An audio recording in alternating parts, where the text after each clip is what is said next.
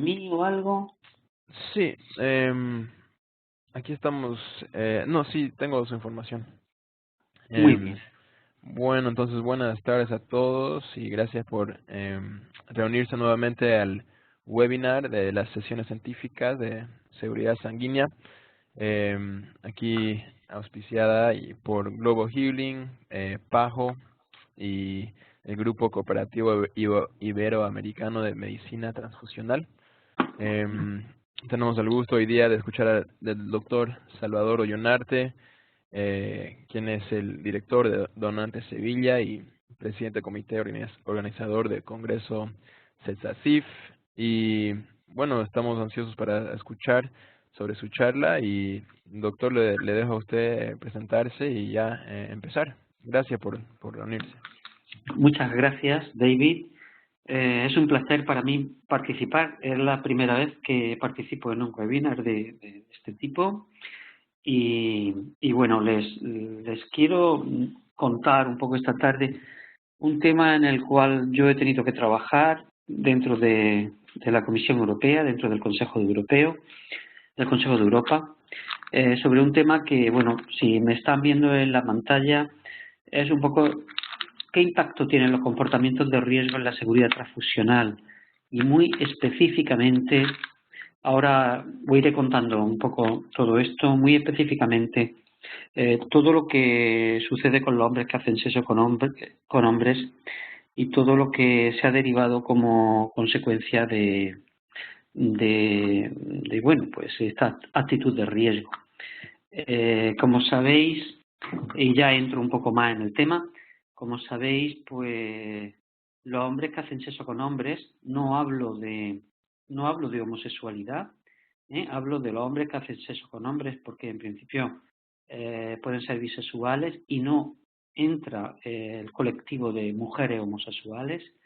Bueno, en general los hombres que hacen sexo con hombres han sido rechazados para donar sangre en el mundo occidental, de forma indefinida, ¿no? Desde casi siempre, ¿no? De forma indefinida.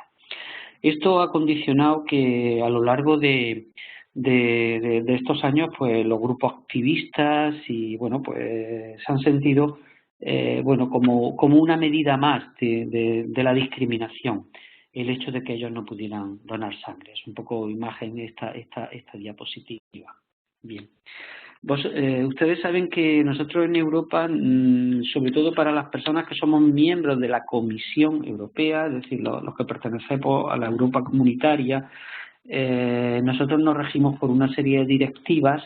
Esas directivas para los miembros de la Comisión Europea son de obligado cumplimiento y luego estas directivas son traspuestas en las distintas órdenes, en los distintos Estados miembros de la Comisión Europea. Se transponen en las distintas legislaciones en cada país. Pues muy bien. La Directiva 2004-33, que complementa a la Directiva 2002, sacó en un anexo que todas aquellas personas que tuvieran una actitud de riesgo, que pudieran, con un alto riesgo, que pudieran transmitirse esa enfermedad por la sangre, serían rechazadas definitivamente. Esto ya se recogía en una recomendación del año 95.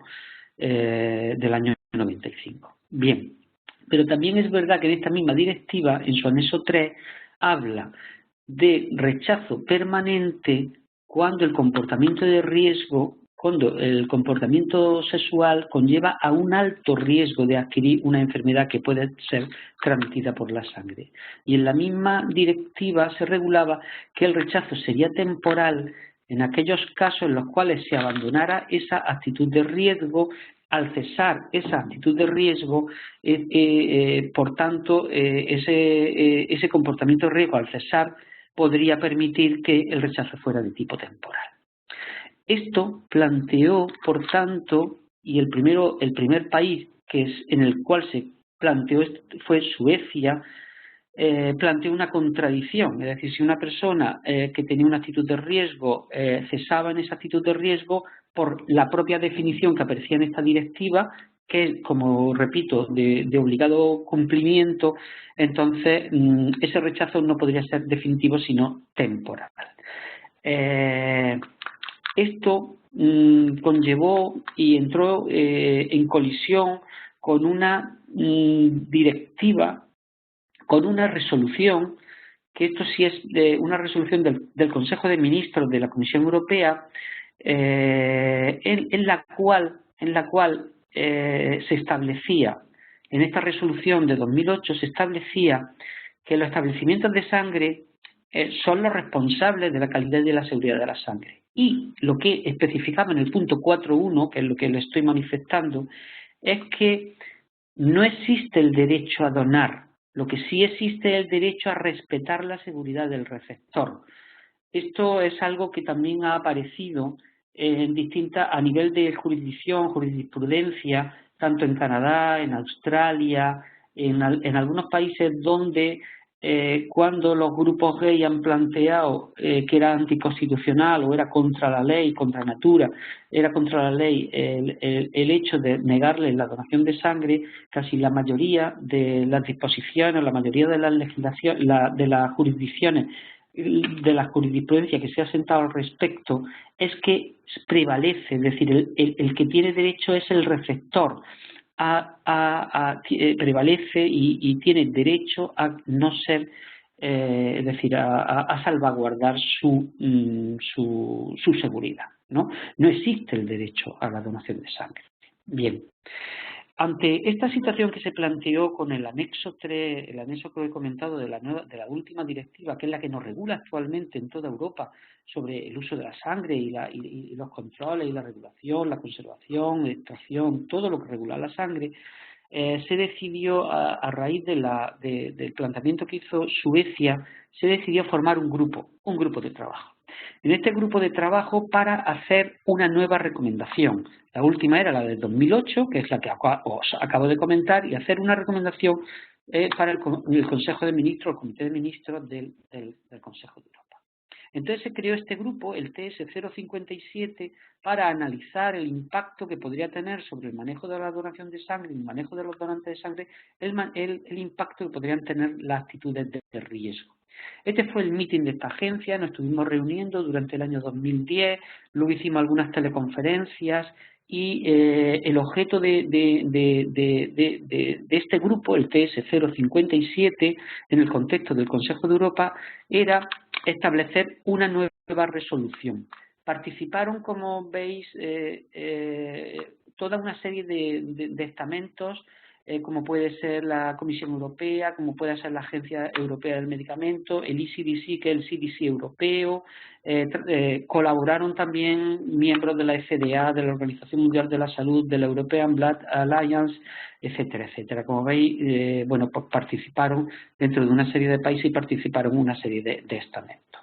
Yo concretamente fui el responsable dentro de este grupo de llevar un poco el manejo de los datos. A mí me hicieron de los datos epidemiológicos. Y bueno, todas las resoluciones que luego todas las resoluciones no, el informe que hicimos, que fue elevado al CDPTS. CDPTS es el estamento encargado dentro del Consejo de Europa, encargado de la seguridad de la sangre, y el CDPTS, una vez aprobado, lo transpone al Consejo de Ministros de la Comisión Europea. Bien, ¿qué podemos decir? Entonces, esto va acompañado de un memorial técnico, digamos, ¿no? Entonces, podemos decir que en general, aquí en esta diapositiva lo que quiero marcaros es que el nivel de VIH, el nivel de VIH por población de donantes está siendo más o menos estable, tanto en la Europa del oeste como en la Europa central, ¿no? Solo está aumentando en la Europa del este, pero probablemente, pues bueno, porque se está comunicando más. Pero en la Europa del oeste, la Europa occidental, pues sigue de una forma más o menos estable, como en toda el área de la Unión Europea, ¿no? ¿Y qué es lo que ha pasado? ¿Qué es lo que ha pasado en general en las poblaciones occidentales, ¿no? en la Europa del oeste, ¿no? Bueno, y esto es extrapolable, que a partir del año 2004, aunque el VIH, el HIV era principalmente transmitido por vía heterosexual, vamos a ver cómo a partir del 2004-2005 se invierte y son los hombres que hacen sexo con hombres el primer grupo en adquirir el VIH en la población general. Esto lo hemos visto igual en la Unión Europea, como los hombres que hacen sexo con hombres se ha convertido en el primer grupo en adquirir el VIH. Y bueno, y luego tenemos una serie de mapas donde, bueno, cuál es la prevalencia en la población o la incidencia en la población VIH. Hay distintos mapas, esto es para la población general. Y luego, bueno, pues esto también es dentro de la población general en la parte de la Unión Europea. Los hombres que hacen sexo con hombres, ¿qué porcentaje de VIH tienen? Aquí estamos viendo como en rojo. Probablemente estos mapas están muy mediatizados también por su capacidad digamos, por su capacidad de reportar casos, ¿no? Pero vemos como España, Reino Unido y algunos países pues tienen una prevalencia por encima incluso del 5 por 100.000, ¿no? También en los distintos países, Holanda, Alemania, Estonia, Reino Unido, Suiza, estamos viendo cómo los nuevos, lo que veíamos un poco al principio, los nuevos diagnósticos VIH, qué proporción de MSM son. Y vemos que en la mayoría de los países del área, digamos, occidental europea, la mayoría de los países, más de la mitad o al menos entre el 40 al 50% de los nuevos diagnósticos VIH, esto es una diapositiva que refleja el 2010, están dentro del grupo de hombres que hacen sexo con hombres, es decir, es el primer grupo en adquirir la enfermedad. Ya el ECDC, el Centro de Control de Enfermedades Infecciosas Europeo, ya hizo un estudio muy interesante en el cual de los 26 países que respondieron en febrero de 2008, de los 26 países, 21 tenían una política de rechazo permanente, 21 tenían una política de rechazo permanente a los donantes para la donación de sangre y 5 lo excluían en función del riesgo, ¿no? 5. Este es un poco el grupo donde todos estos países lo excluían de forma definitiva.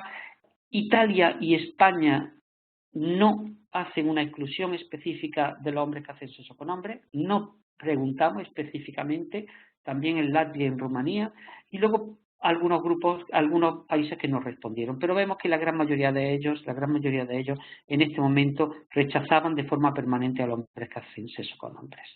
Ahí pudimos ver cómo el VIH tenía una prevalencia por encima del 2,5 por 100.000 en aquellos 4 países en los cuales no se rechazaba a los hombres que hacen sexo con hombres. Sin embargo, era significativamente con significación estadística, con diferencia significativa estadística en aquellos 21 países donde sí lo rechazaban de forma permanente. Allí estaban por debajo de los 2,5 por 100.000 donantes.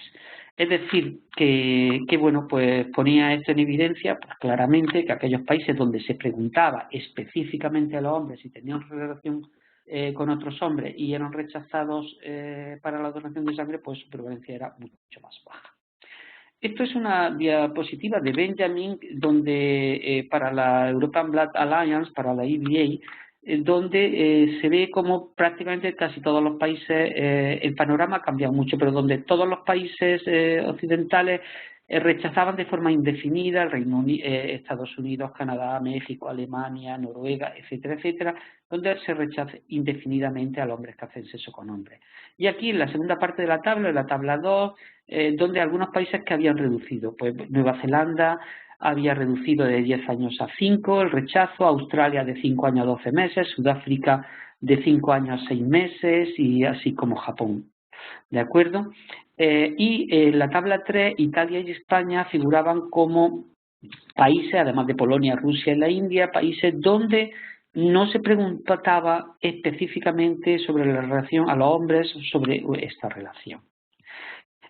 Bueno, esto ha cambiado muy significativamente ahora. Yo podría comentar que en este momento tanto Canadá, Estados Unidos, México, Noruega, Suecia, por supuesto, el Reino Unido, Francia, este jueves pasado ha anunciado que para junio del 2016 cambiará su política de rechazo indefinido. Casi todos estos países han cambiado a un rechazo de 12 meses cuando un hombre hace sexo. ¿Qué pregunta hay en España, por ejemplo?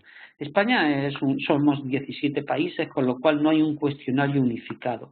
Este es el cuestionario del Ministerio de Sanidad, pero realmente en cada una de nuestras comunidades autónomas o cada una de las regiones, como están transferidas la sanidad, en materia de sanidad están transferidas, pues cada uno tiene su cuestionario.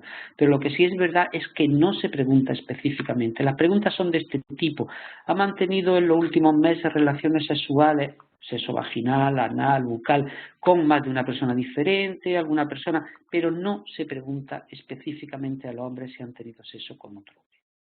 ¿Qué es lo que sí, qué es lo que sí aparece en los cuestionarios, por ejemplo, de la guía del Consejo de Europa? Y el que aparece en la mayoría de los cuestionarios de la mayoría de los países europeos. A los hombres se le pregunta, ¿ha tenido sexo con otro hombre? Hasta ahora, en el caso de que respondieran afirmativamente, no se les permitía donar. Ahora lo que prácticamente ha cambiado es que se les va a permitir donar si han tenido sexo con otro hombre si no han tenido sexo con otro hombre en los últimos 12 meses. A las mujeres se les preguntaban si habían tenido relación con un hombre, que supieran si había tenido sexo con otro hombre en los últimos 12 meses. Estas dos preguntas aparecen en el cuestionario del Consejo de Europa y prácticamente se puede decir que aparecen en la mayoría de los cuestionarios europeos. Hasta ahora, en el momento que a esta pregunta, si ha tenido sexo con otro hombre para un hombre, se respondía afirmativamente, se le rechazaba de por vida. Ahora está cambiando y se le va a rechazar durante 12 meses. Bien, ¿qué podemos decir sobre la situación en Europa en donantes de primera vez?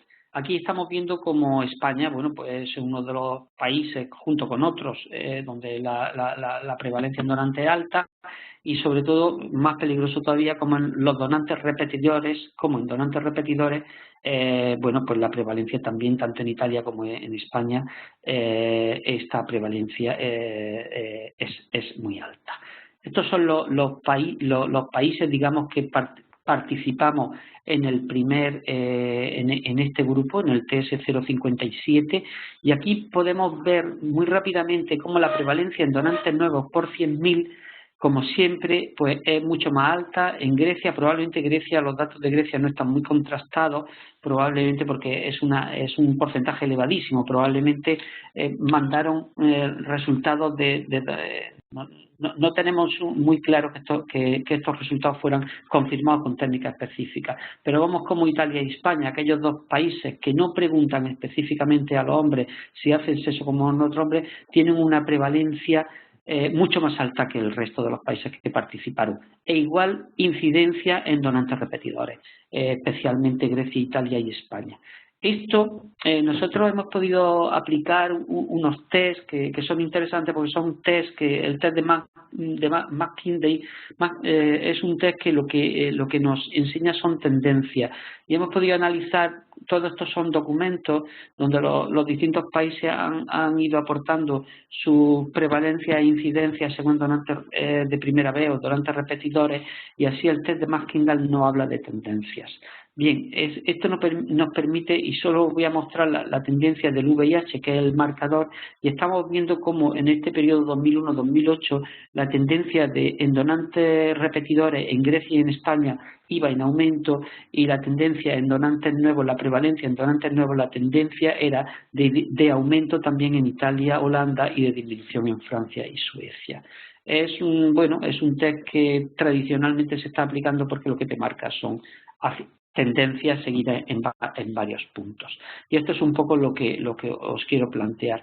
Bien, es verdad que los datos de Grecia probablemente no están contrastados, pero aquí podemos ver cómo Italia y cómo España van en una tendencia de aumento en donantes, en la prevalencia de donantes de primera vez, y cómo también Italia y España, también Grecia, también están aumentando esa tendencia en donantes repetidores, con digamos, diferencias significativas estadísticamente para este test con respecto a los países en los cuales se rechazaba la donación de los hombres que hacían sexo con hombres. Estos datos en España, que se ha sido como muy reacio a nivel de la administración, y yo pertenezco al Comité Científico para la Seguridad Transfusional, que es un órgano asesor del Ministerio de Sanidad en materia de seguridad. Aquí podemos ver como en España, al igual que la mayoría de los países de la Europa occidental, pues también aquí vemos en rosa cómo el grupo de los hombres que hacen sexo con hombres, el grupo de los homosexuales son los primeros en adquirir en la población general la infección VIH, aquí. Y en la población de donantes vemos, ahora os enseñaré otra, como en general, sin un motivo claro, ahora lo veremos, esto es en población de donantes, como la infección VIH ha ido en aumento y estando estabilizada. Prácticamente se puede decir que a 2014 esta línea se ha estabilizado y esto es un poco el porcentaje de incidencia de VIH en donantes de sangre en España, que no hubo nada que cambiara en el año 2000 para que esta disminución de pronto pues empezara a aumentar y en este momento está como en una meseta que más o menos está en 10 por 100.000, ¿no? ¿Qué pasó aquí? Nosotros pensamos que realmente el hecho de que los donantes, es decir, se ha perdido el miedo, hay una protección importante y hay un acceso general y gratuito de todas las personas a los retrovirales, con lo cual la concepción sobre el VIH ha pasado de ser una enfermedad mortal a una enfermedad crónica, se ha perdido el miedo y el caso es que de una forma o de otra, bueno, pues esto ha pasado tanto en población general como en la población de donantes, es decir, ha ido aumentando sin que aquí hubiera ni un cambio en los cuestionarios ni un cambio en nada. Ha sido algo general, aquí lo vemos en donantes de sangre, pero ha sido algo general que ha pasado en general en la población. También ha sido muy sorprendente y esta gráfica lo que muestra son los periodos ventana desde que estamos haciendo tecnología NAT, tecnología de detección genómica. Para nosotros ha sido absolutamente una sorpresa que hayamos detectado muchísimos más periodos ventanas de VIH que de hepatitis C, por ejemplo. Hemos detectado, bueno, y esto ha continuado, quiero decir que esta estadística a 2014 tenemos más casos de VIH detectados en periodo de ventana que de hepatitis C. Obviamente no tengo que repetir, vamos, ustedes saben perfectamente que el periodo de ventana es aquella época en la cual todavía los anticuerpos no son detectados y solo detectamos el genoma. Por tanto, esto es rendimiento directo de lo que la tecnología NAT ha aportado en estos años en España. Y, por supuesto, nunca pensamos que íbamos a detectar más periodos de ventana de VIH que de hepatitis C. Otra parte del estudio que hicimos durante 2008 y 2009, porque políticamente es muy poco correcto. España se caracteriza por ser uno de los países donde se defienden los derechos desde hace ya unos años, donde se defienden los derechos de los hombres, de los homosexuales. Es uno de los primeros países que ha aceptado el matrimonio entre personas del mismo sexo. Entonces, hasta la propia administración negaba un poco una evidencia, y la evidencia es esta. No solo que tenemos una prevalencia o incidencia mucho mayor que los países de nuestro entorno, sino que vemos que cuando analizamos los donantes VIH de estos 2 años, vemos que el 87% son hombres. ¿De acuerdo? El 60% son donantes repetidores, es decir, es mucho más grave que cuando son donantes nuevos. Sabemos que tenemos una población de donantes repetidores que son hombres que hacen sexo con hombres y donan y están donando sangre, ¿no? A la vez vemos aquí en azul son donantes nuevos y en rojo donantes repetidores. Vemos como tanto en hombres, en mujeres es prácticamente igual, como la mayor parte de nuestros donantes VIH además son donantes repetidores, son seroconversiones, que es lo que llamamos. Cuando analizamos los riesgos, siendo el 1 la prostitución, el 2 la jeringuilla, el 3 relaciones heterosexuales, el 4 relaciones homosexuales u otros, y hemos analizado, vemos que la gran mayoría de nuestros donantes, estos son los donantes 299, 300 donantes en 2 años, es decir, tenemos una media de 150 donantes VIH positivos al año en España, la mayoría pertenecen al grupo 4, que son relaciones homosexuales, Y el total de la serie corresponde casi al 75% de nuestro VIH son por motivo de tener relaciones con personas del mismo sexo. Cuando vemos los hombres, obviamente, tanto en donantes nuevos como en donantes repetidores, en seroconversiones, el 80-85%, el motivo es por tener relaciones con hombres que hacen sexo con hombres. Y en mujeres, obviamente, como es esperado, como era esperado, todos es el grupo de riesgo, tanto el 80% como el 100%, tanto en mujeres en VIH nuevos como en seroconversiones, es por relación heterosexual. Es decir, la relación entre mujeres del mismo sexo no transmite, obviamente, el VIH, se transmite de forma heterosexual y es la mujer la receptora. También hemos encontrado que cuando hemos analizado un grupo de periodos ventana de un año, es decir, todos estos periodos, la gran mayoría de los periodos ventana, el motivo es por donantes que han, es decir, donantes de hombres que han tenido sexo con hombres. En España, que actualmente existe un sistema de hemovigilancia, como en la mayoría de los países europeos, y es un sistema de hemovigilancia yo creo que robusto, solamente se conoce la transmisión. Este sistema de hemovigilancia que lleva más de una década, casi desde el año 2000, solamente hemos detectado la transmisión de 2 VIHs a partir del mismo donante, que era un hombre que hacía sexo con hombre. Fue en una etapa, en periodo ventana, fue en una etapa en la cual esta transmisión se produjo en el año 2005, cuando se hacía la NAT, las técnicas genómicas en pool de 48, y no hubo sensibilidad suficiente como para detectarlo. Bien, es verdad que actualmente en España las tecnologías genómicas se hacen muestra individual o en pool de 6 por la técnica de Roche, que son pool de 6, pero con una sensibilidad que no es el caso. Y bueno, pues ese periodo de ventana es la única transmisión que se conoce del VIH. Bien, ¿qué podemos decir más sobre...? Bueno, pues está la situación de Francia, por ejemplo. En la situación de Francia también vemos cómo a partir del año 2004, 2005 se invierte y la transmisión heterosexual, esto es en donantes de sangre, cómo la transmisión heterosexual es superada por la transmisión, los donantes VIH por hombres que hacen sexo con hombres. Sin embargo, en mujeres, obviamente, como os enseñaba, os mostraba antes, toda la transmisión heterosexual. Esto es en Alemania. En Alemania también las nuevas infecciones en donantes VIH positivos se encuentran en los hombres que hacen sexo con hombres seguido de lo heterosexual. Así ha pasado en Grecia, así ha pasado también, pues esto es la tabla de Grecia, si los hombres que hacen sexo con hombres están por encima del 50% versus 34% en la relación heterosexual, la transmisión. Así ha pasado también en Holanda, donde vemos que ha habido un incremento muy significativo asociado a los hombres que hacen sexo con hombres en este periodo versus 2004-2008 para la incidencia de VIH, así como para la hepatitis B, esto es en Holanda, y así ha sucedido también. Y, curiosamente, estos datos son de Italia, que es, junto con España, el único país en el que no se pregunta de forma específica a los hombres si tienen sexo con hombres. Sin embargo, en Italia ellos encuentran, estos resultados son de la parte norte de Italia, de la parte, es muy curioso, de la parte norte de Italia.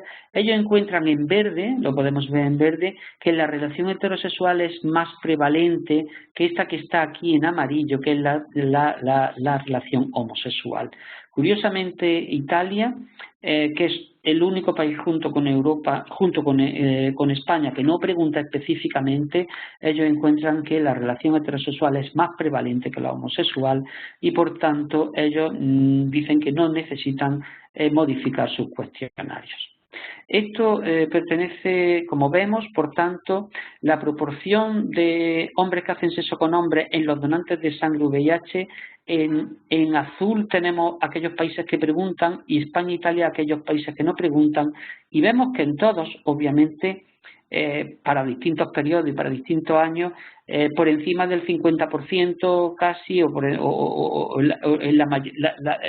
el grupo que principalmente refiere el riesgo que refiere el donante VIH positivo, el riesgo de hombres que hacen sexo con hombres. E igualmente en la población general, los nuevos diagnósticos VIH también por encima del 50, el grupo más prevalente en población general en la que se diagnostica VIH o en la que se detecta el VIH por primera vez también son los hombres que hacen sexo con hombres, tanto en aquellos países que se pregunta como en aquellos países que no se pregunta, excepto en Italia. Como estáis viendo en Italia, la proporción que ellos hablan de VIH en donantes de sangre es del 14% en esta época, del 24% en esta época y del 26% en general para la población general. Sorprende. La contradicción de la directiva europea, lo que os comentaba previamente. Personas, al principio de esta charla, aquellas personas que tengan un alto riesgo de transmitir una infección, de adquirir una infección que se pueda transmitir por sangre, el rechazo sería permanente, pero aquellas personas que abandonaran su comportamiento o su actividad de riesgo, el rechazo sería de tipo temporal.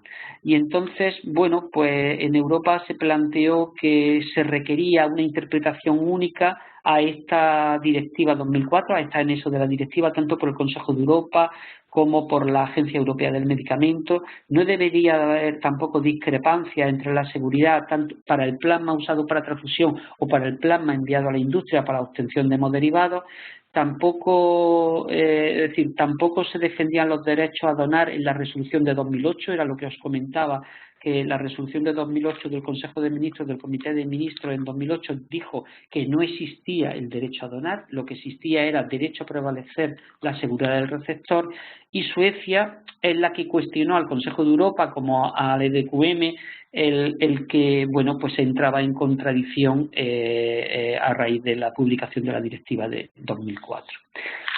Se formó este grupo y esta resolución, aproximadamente después de 2 años de trabajo, el trabajo fue acabado aproximadamente en marzo de 2012, y en 2013 apareció una nueva resolución que sustituía o complementaba la de 2008. En 2013 apareció esta resolución aprobada por el Consejo de Ministros. ¿Y qué decía esta resolución? Entre otras cosas, pues la resolución, que es una recomendación de uso obligatorio para los países de Estados miembros y recomendada para los países del Consejo de Europa, decía que los hombres que hacen sexo con hombres y los trabajadores sexuales en la mayoría de los países europeos están en la parte más alta de la escala de riesgo en adquirir el VIH.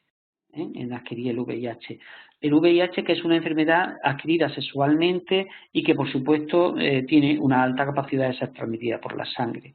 Por tanto, estaban, digamos, en esa escala de riesgo en la parte más alta. Los hombres, definir qué es alto riesgo y qué es riesgo es difícil establecer una línea divisoria, pero probablemente sí estábamos de acuerdo con que los hombres que hacen sexo con hombres y los trabajadores sexuales estaban en la parte más alta de esto. Habría que hacer estudios y modelos de estudios sobre la transmisión VIH y sobre este comportamiento de riesgo. Se recomendó en esta resolución que se recogieran datos epidemiológicos de cada país, porque la realidad epidemiológica de Europa era francamente diferente entre unos países y otros, y también se hizo especial hincapié en ver por qué los donantes no se adherían a los criterios de autoexclusión. Probablemente habría que dar un material educacional apropiado para que ellos, y además proporcionarles lugares donde poder hacerse las pruebas de forma gratuita, de forma anónima, que no tuvieran que utilizar la donación de sangre para hacerse las pruebas. Y también se decidió que se debía optimizar y estandarizar todos los cuestionarios predonación siguiendo pues la propia guía del Consejo, la propia guía de preparación, uso y control de calidad del Consejo de Europa. En el memorial técnico que acompaña esta resolución, esto es lo que os comentaba: los hombres que hacen sexo con hombres, probablemente establecer una línea divisoria entre alto riesgo y riesgo es muy difícil, pero los hombres que hacen sexo con hombres seguidos de los trabajadores sexuales y los parteneros, de los hombres que hacen sexo con hombres, probablemente estaban en la parte más alta del riesgo, y así iría bajando el riesgo.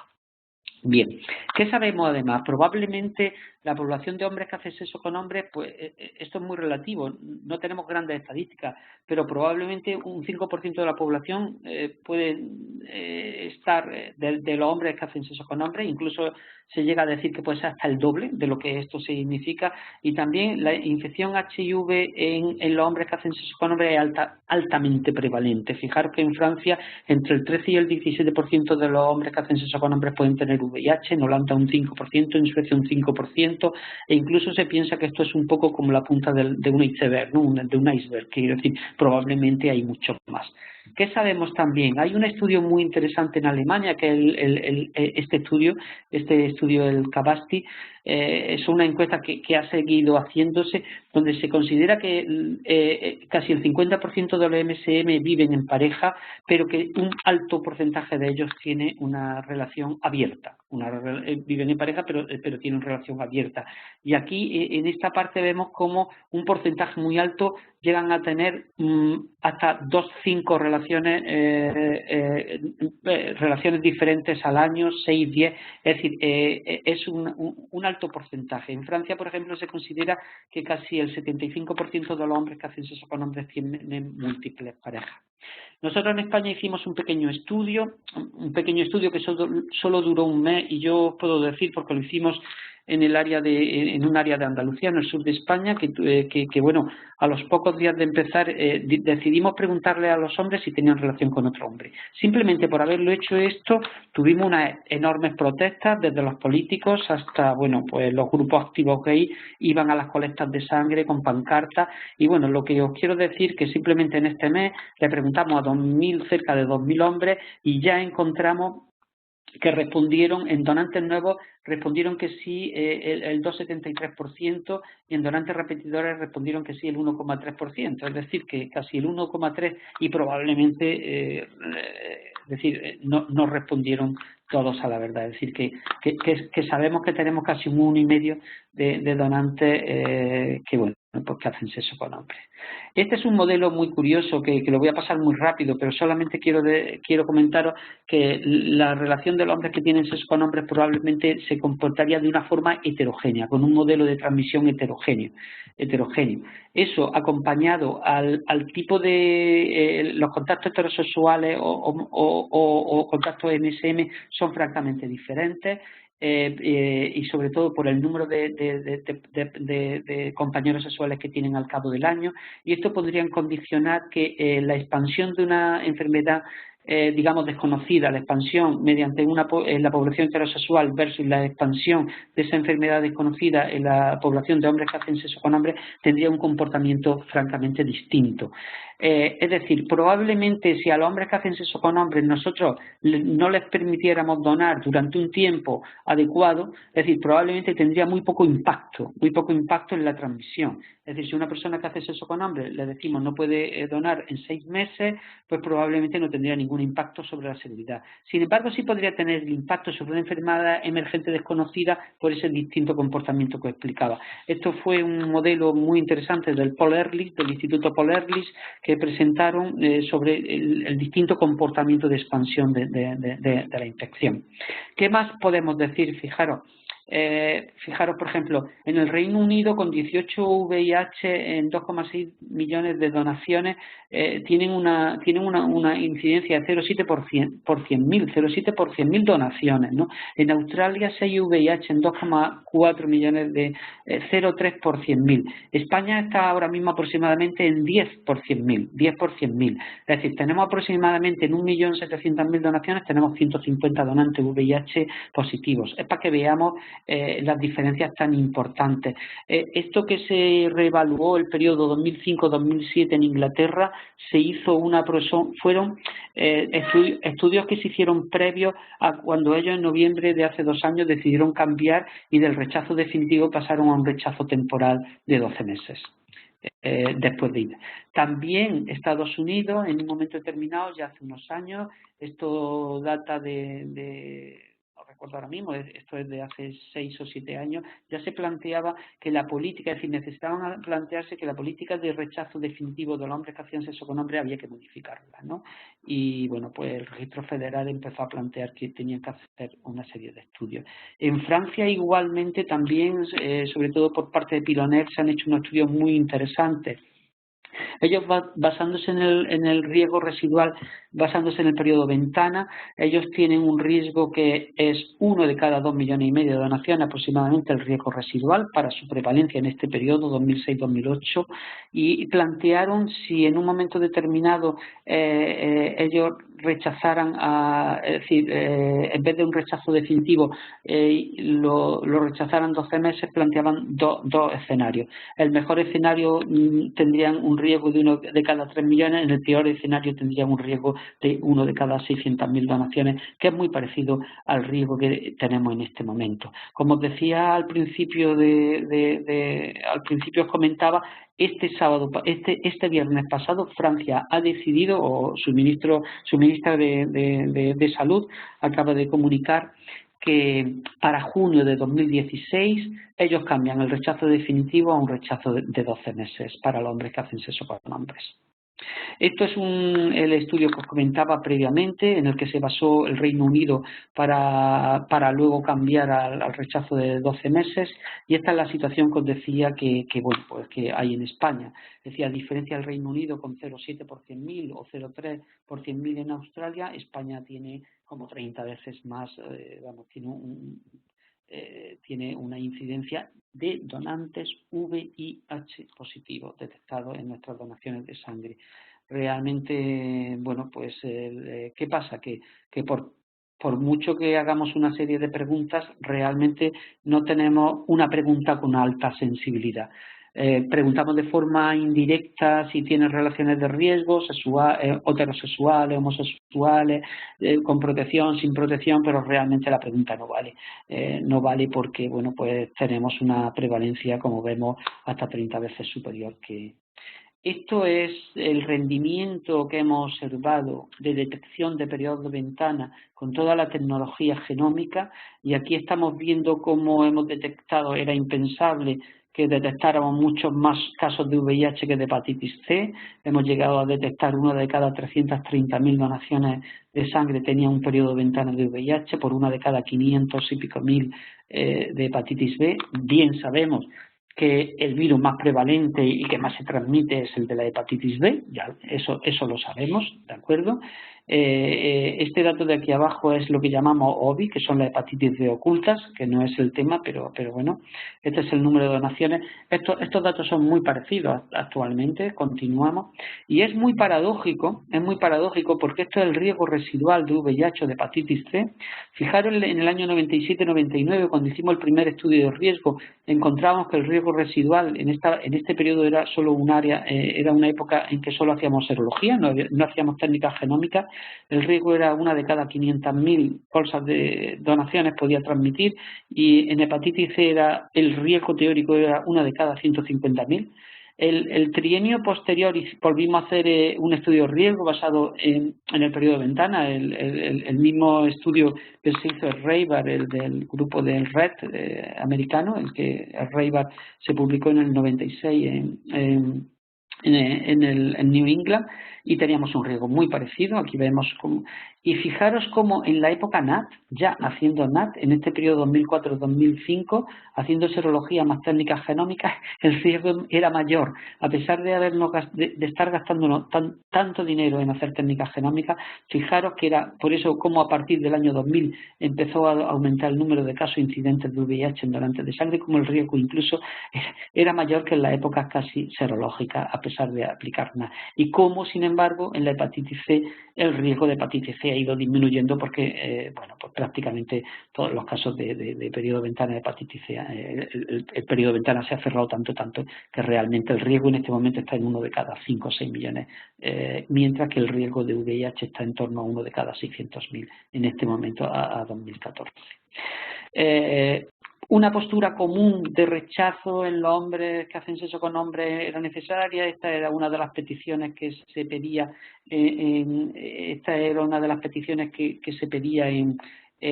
Cuando estuvimos haciendo la resolución del año anterior. Y bueno, pues os comentaré que yo la semana pasada estuve en Estrasburgo porque se ha decidido volver a reunir a este grupo. Se va a llamar Grupo TS100 para volver a reanalizar la situación actual de Europa y volver a analizar la situación del comportamiento sexual de riesgo en la donación de sangre.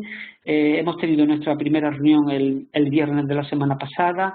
Se va a volver a reanalizar, como ya se decía en la resolución anterior de 2013, volver a estudiar la situación epidemiológica. y es muy probable que, bueno, la idea es durante este año que viene volver a hacer una resolución, volver a hacer un trabajo que plantee una nueva resolución al Comité de Ministros del Consejo de Europa. Y esa resolución, pues ya en la resolución de 2013 se decía que antes de 5 años tenía que haber una nueva resolución. Y bueno, es muy probable que bueno, pues vamos a empezar a trabajar, reanalizar, y es muy probable que se rechace, bueno, pues se decida en esa resolución que el rechazo de los donantes con riesgo MSM se adopte durante 12 meses, e incluso a lo mejor si se realizan técnicas NAD y se tiene una pareja estable, pues incluso se pueda reducir. Es algo que se ha planteado en Australia, aunque el hecho de no haber disminuido y haber aparecido algún donante VIH positivo más de lo esperado, pues entonces le ha hecho no pasar de los 12 meses a los 6 meses, pero probablemente, bueno, pues es hacia donde vamos. En definitiva, desde Estados Unidos, Canadá, la mayoría de los países europeos y los que quedan, pues en ese sentido van a cambiar, van a pasar a rechazar a los hombres que hacen sexo con hombres, ya no de forma indefinida, no de forma permanente, sino rechazarlos durante 12 meses, e incluso es posible que en un futuro se rechace durante un periodo de tiempo menor y se equipare al del riesgo heterosexual. Y bueno, pues en esa vía estamos.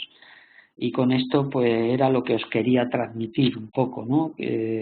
Los cambios en este tema controvertido, en este tema ético, en este tema en el cual, pues bueno, de una forma o de otra vamos cambiando y bueno, yo creo que también vamos cambiando porque en el mundo desarrollado, donde ya los centros de transfusión se han concentrado, son centros de producción enormes. En el Reino Unido hay 2 centros de producción, en Francia quedan 4, España es diferente porque España somos 27, somos 17 países y tenemos 25 centros de transfusión, pero bueno, yo con esto lo que quiero decir es que en la mayoría de los países estamos aplicando la tecnología genómica y el riesgo se ha reducido mucho. Y muchas gracias, y estoy abierto pues a cualquier punto, pregunta o debate que se pueda establecer. Muchas gracias. Ok, muchas gracias a usted, doctor Salvador. Muy interesante y sí, como dijo el doctor, cualquier pregunta, ahorita estamos disponibles. No veo ninguna manito alzada todavía, pero me imagino que puede haber una muy pronto. Bueno, una cosa que yo quería preguntar mientras estamos... bueno, tenemos una pregunta, pero y después podemos volver a la mía. Pero aquí le paso con la Asociación Mexicana de Medicina Transfusional. Tiene una preguntita. Muy bien. A ver, adelante.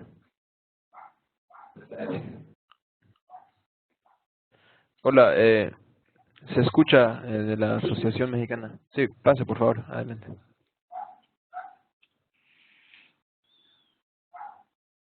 Hola, hola.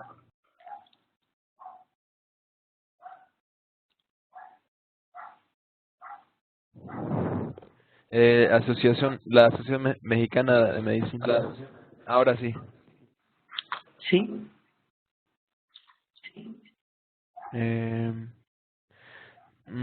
Bueno, no sé si nos pueden escuchar bien o... Yo no le escucho, la pregunta no le escucho. Sí, yo tampoco. Veo que tienen el audífono conectado, pero no sé si... ¿Por qué no está funcionando el audio? Porque bueno, les di el permiso para hablar, pero no se les escucha. Bueno, hasta que resolvamos eso. Bueno, lo que yo le iba a preguntar, doctor, era, digamos, ¿cuándo era que empezó? Perdón, hay un eco. Eso lo de, bueno, lo del darse cuenta que existía ese estigma y ya los cambios empezaron a suceder, porque sé que ha sido algo, un tema bien fuerte últimamente, pero no sé por cuánto tiempo ha estado específicamente ese tema bien fuerte. Vamos a ver, desde el principio, cuando se descubrió el VIH y especialmente en el área de California, se estigmatizó claramente porque la población que inicialmente fue claramente afectada fueron la población gay. Acordaros, además en California participaron ellos muy activamente, muy especialmente, y luego hubo en Estados Unidos, digamos, algunas autocríticas, pero bueno, a lo que me refiero es que desde el principio, bueno, lógicamente, epidemiológicamente, era una infección introducida muy especialmente en los hombres que hacían sexo con hombres, que hacen sexo con hombres, y bueno, pues allí se adoptó prácticamente por la mayoría de los países rechazarlos para la donación de sangre de forma definitiva. A raíz de eso, al principio comentaba que bueno, pues hubo una serie de protestas importantes, especialmente en Canadá, fue muy resonada no solo las protestas, sino los contenciosos de tipo jurisdiccional que se plantearon tanto en Australia como en Canadá. Lo ha habido en muchos sitios, lo ha habido en Francia, lo ha habido en Andorra, lo ha habido en muchos sitios, y prácticamente todos acabaron en la misma conclusión. Es decir, no existe el derecho a donar. Lo que sí existe es que existe el derecho, prevalece la defensa del receptor. Bien, eso ha estado claro durante muchos años, pero en la medida que se han ido mejorando los test y especialmente en la medida en que se ha ido implementando la tecnología genómica, la tecnología NAT, donde ya el periodo de ventana se ha reducido mucho, pero cuidado, sigue existiendo el periodo de ventana porque incluso con la tecnología NAT puede haber, dependiendo de qué tecnología, pues 7, 6, 7 días de periodo de ventana, pero en la medida en que se ha ido implementando esta tecnología, pues el riesgo ha ido disminuyendo. ¿Por qué? Porque nuestra capacidad de detección ha aumentado claramente. Entonces, vale, fue Suecia la primera que dijo, bueno, vamos a ver, tenemos una ley que es contradictoria. Si una persona abandona el riesgo o abandona esta práctica, o si uno, pues bueno, pues no sé, va en contradicción con la ley. Y bueno, eso junto con la mejora, digamos, de la sensibilidad de los test, pues ha hecho que la mayoría de los países pues vayan diciendo, bueno, no hay por qué rechazarlos definitivamente. Si una persona no tiene sexo con otro hombre en un año, y probablemente esto baje a 6 meses, es decir, en Francia, si uno va a donar sangre, le pregunta si han cambiado de pareja en lo último, si ha tenido una nueva pareja sexual en los últimos 4 meses. Pues muy probable que esto acabe de una forma parecida. ¿De acuerdo? Es muy probable, primero porque los test son de alta sensibilidad y es muy probable que bueno, pues no se contribuya a la estigmatización que tienen los gays en general, ¿no? No sé si le he respondido, ¿no? Sí, sí. Así que, o sea, definitivamente sabemos que empezó con el movimiento en California y después que en Suecia, y eso fue hace ya varios años, ¿no? Ya me imagino. Bueno, el movimiento de Suecia, cuando se hizo el grupo el TS057 fue después del 2008, fue en el 2010, ¿eh? Okay, Es decir, realmente la directiva es del 2004, el contencioso se planteó a nivel de la autoridades suecas, y una vez que se resolvió dentro de Suecia que efectivamente había una contradicción en la Directiva Europea de 2004, fue cuando apelaron un poco al Consejo de Europa y a la Comisión Europea, y fue en 2010 cuando se formó el grupo TS57 y apareció la resolución en 2013. Es decir, que estas cosas cuestan años, ¿eh? Cuestan años modificarlas. Pero bueno, yo asistí, es decir, está todo muy avanzado a nivel de la FDA americana, también en el mismo sentido. Tuve la oportunidad de asistir a una presentación por parte de la FDA muy interesante, y bueno, también en Estados Unidos, que quizás podría ser uno de los lugares más reacio a modificar esto, y bueno, pues también se va a modificar. Ya la FDA ha sacado y Francia, por ejemplo, que era uno de los países más reacios, pues también ya ha avisado que va a modificar su criterio de rechazo indefinido al de los 12 meses. Ah, ok. Bueno, Es decir, aquí perfecto, va a gracias. evolucionar, todo el mundo occidental va a evolucionar hacia eso. E incluso, ya les digo, algunos países que ya lo han adoptado, como Australia, Japón, es decir, países donde además la tecnología NAT se realiza, la tecnología genómica, probablemente bajen de los 12 meses a 6 meses o a 4 meses. Sí, Probable. ojalá, habría que ver. Bueno, gracias, doctor. Quería ahora pasarle nuevamente a la Asociación Mexicana. Parece que debería funcionar, lo intenté probar otra vez. Y la química Clotilde Estrada va a ser la que dirija la palabra. Aquí le paso. Muy bien. Adelante, química Estrada. Clotilde. Mm, sí, parece que... No, bueno, le voy a decir que... tal vez nos pueda escribir en el chat y yo, lo que ellos preguntan, yo se lo pregunto a usted, doctor. Pero bueno, mientras tanto también quería, yo como no veo otra pregunta que haya, yo estaba haciendo una presentación sobre estigma también en la seguridad de sangre y bueno, una de las cosas que estamos intentando ver, pero que no teníamos no había visto, yo no había visto mucha investigación en este tema, era de las acciones mismas contra el estigma y discriminación que se puede hacer. Sé que no sé exactamente lo que está hablando usted, pero lo que yo puse para, digamos, las acciones que se puede hacer para luchar son capacitar y educar al personal, después unificar los criterios para la información, educación y selección de donantes, basarse en estudios de investigación y evidencia, implementar algún tipo de sanción laboral para el personal que rechaza a posibles donantes sin hacer las preguntas estipuladas y sin seguimiento del proceso. No sé si usted tiene alguna otra acción que ha visto que funcione bien para...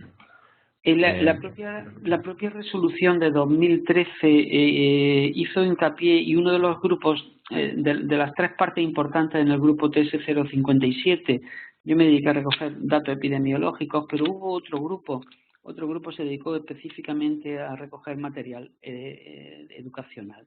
Es decir, se dijo muy claramente que había que facilitar al donante información, había que facilitar al donante la mayor parte de información al respecto, de saber el riesgo, es decir,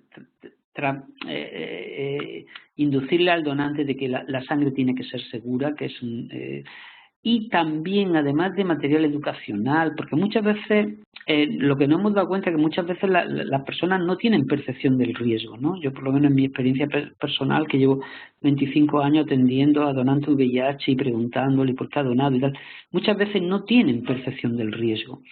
Y luego la otra parte que se planteó, no tienen percepción de haber tenido relación de riesgo. Es curioso, pero es así. Obviamente es posible que muchas de estas personas utilicen la donación de sangre, y más en países como los nuestros, donde bueno, pues la donación altruista, voluntaria, los test son rápidos. Bueno, pueden utilizar la donación de sangre como una prueba de screening, ¿no? A ver cómo estoy, ¿no? A ver cómo, bueno, pues probable que también eso funcione.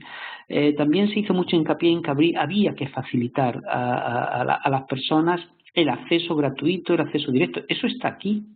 Eso en nuestros países de nuestro medio uno puede hacerse la prueba tranquilamente, en lugares incluso de forma absolutamente anónima, en lugares específicos para hacerse la prueba. No tienes por qué dar tu nombre, no tienes por qué, es decir, independientemente de la medicina gratuita y general que tenemos todos, ¿no?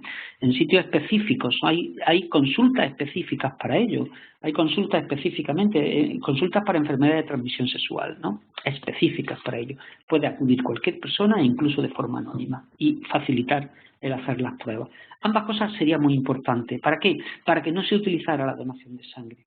Luego, otra cosa importante que ha pasado en Europa es, porque bueno, vamos a ver, en España hay muchos porque no se pregunta, pero en Francia que hay menos o en el Reino Unido que hay menos, también es verdad que más de la mitad son donantes más de la mitad de los donantes que se encuentran VIH positivos son hombres que hacen sexo con hombres. ¿Por qué donan estos hombres si tienen información?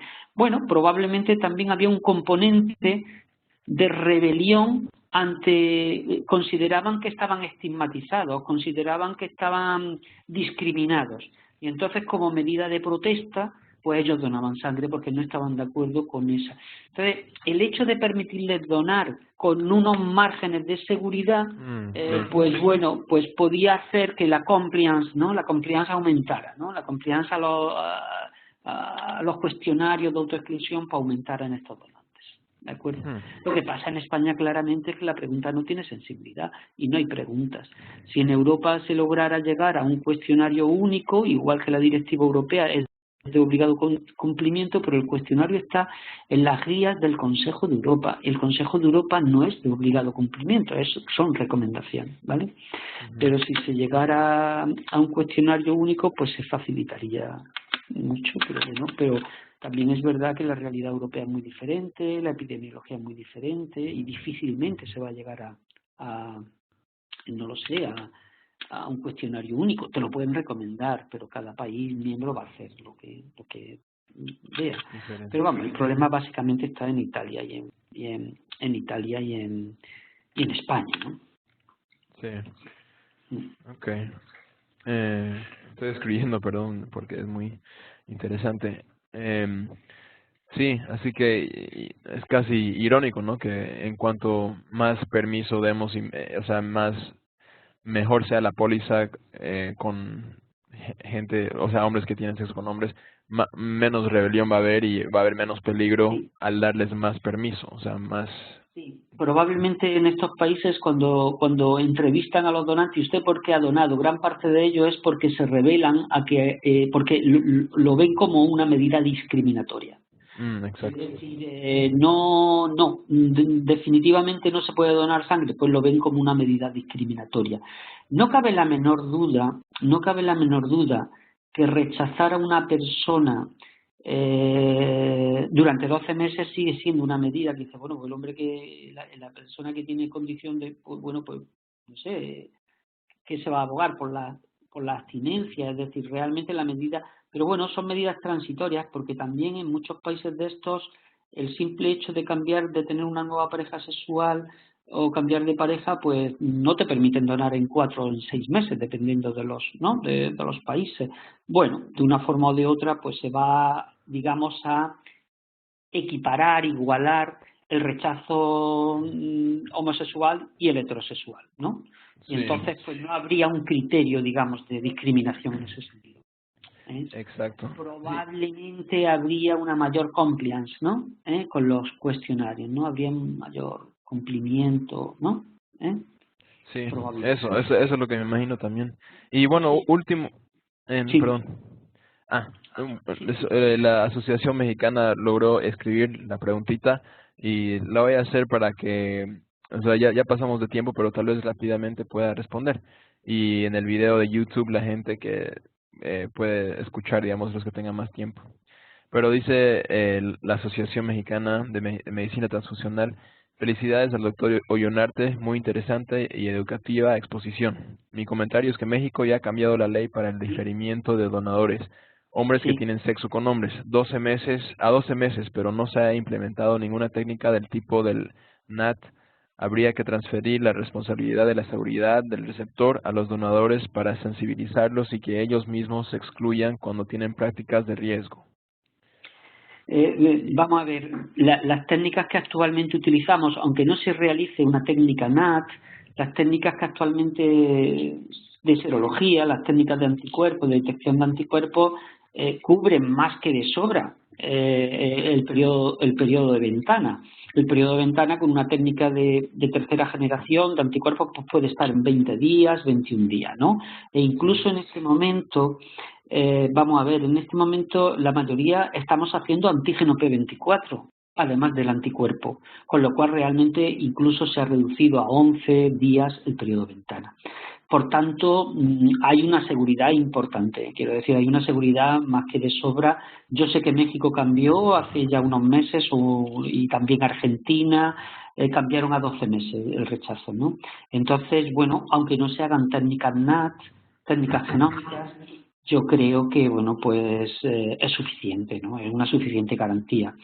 Yo difícilmente para Latinoamérica, excepto en aquellos lugares donde haya una alta concentración de donaciones, difícilmente yo que suelo ir al GCIAN o que suelo ir a Colombia, a Chile, a Guatemala, es decir, difícilmente voy a recomendar técnicas genómicas, cuidado, en laboratorios tan atomizados. ¿Por qué? Porque no van a tener no van a ser costo efectivos. Lo que pasa que, claro, cuando tú concentras, yo tengo un centro donde proceso 300.000 unidades de sangre al año, obviamente ahí pues estas técnicas sí son de alto rendimiento, ¿no? En Francia, que quedan 4 centros de procesamiento, pues para los 2.600.000 anuales, pues son... Pero claro, cuando estamos en pequeños lugares donde hay muchos pequeños laboratorios, incluso las técnicas genómicas son muy caras y muy difíciles de realizar, ¿eh? Yo pienso que abogaría mucho en estos lugares por técnicas combinadas de antígeno y anticuerpo. Por eso yo abogo por el uso de técnicas donde en hepatitis C se utilice también el antígeno y el anticuerpo. Sería ideal que ahí la industria pues siguiera desarrollando. En el VIH es una realidad. En el VIH, que es de lo que estamos hablando ahora mismo, las técnicas de antígeno y anticuerpo ya son prácticamente las que realizamos, ¿no? Con lo cual, aunque no se haga técnica genómica, creo que 12 meses es un tiempo más que suficiente de seguridad. No sé si me he explicado, creo que sí. Sí, sí, creo que se entiende. Creo que ellos no pueden escuchar ahorita, pero porque no está muy bien su audio, pero cuando lo pongamos este video en YouTube, ahí sí se van a poder escuchar bien, sí, sí. Muy bien.